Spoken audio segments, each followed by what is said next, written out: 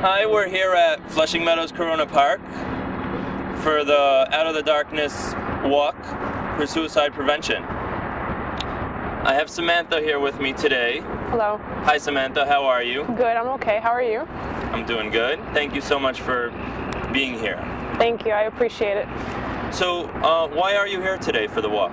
I'm here today because I'm walking in memory of my grandfather who committed suicide January 6th of 2005. And I'm walking in his memory to bring awareness that suicide needs to be focused on in this country and in other countries across the world. Okay. How did you learn that your grandfather had committed suicide? Were there any warning signs to you? Was there anything that indicated to you that he might do something like that in retrospect? Yeah, hindsight's 20/20. So now that I've been able to gather my thoughts 4 years later, I have been able to see that my grandfather did have a drinking issue when I went to see him in 2000 in Cuba, which is where he lived, and he felt, I can see that he felt like a burden on his family because he had lost his eyesight, he had lost his hearing, and he would always wander off into the middle of town. So I noticed that now when I look back, but I couldn't tell anybody that when I was 15. I didn't know, you know. So now that I'm 24, I can say, okay, that's what the problem was. When you learned that he had, committed suicide, what was your first reaction? I couldn't really understand why he would do something like that. I knew things were bad in Cuba, but I didn't realize how bad they were, at least for him. And I was very, very puzzled because even though he was in good health, relatively good health for the fact that he had lost his eyesight and his hearing, but I was so angry that he did something like that because I always wanted to go back to see him. And I feel like he took away that chance from me. Okay. And how have you dealt with it over the years? I know it's been a few years already at this point. Over the years, I initially blamed my family in Cuba, and I didn't want to talk to them because I thought that they neglected him to the point that he wanted to commit suicide.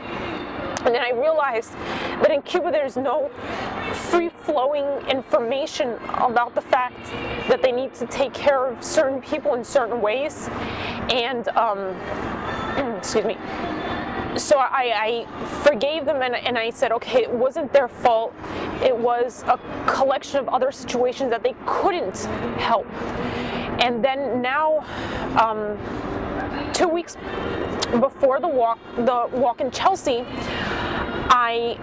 for some reason, something inside me was telling me I had to do something, and I decided to look up on the internet when the walk was, and I decided to go to Chelsea and do the walk at Chelsea and do the walk here because it was a few days before my birthday, so I felt like it was a sign, like I had to do it for my grandfather.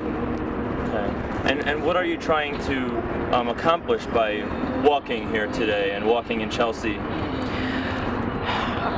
To bring the awareness that elderly people have that despair sometimes when they do lose their independence, and that it's not a way to get away from it.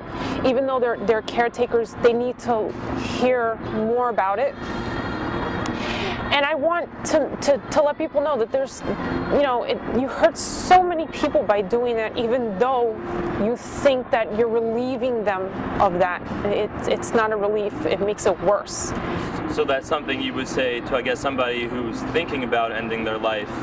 Yeah, there's so many people that you don't realize that love you and that are gonna miss you when you go, that that it's not worth it.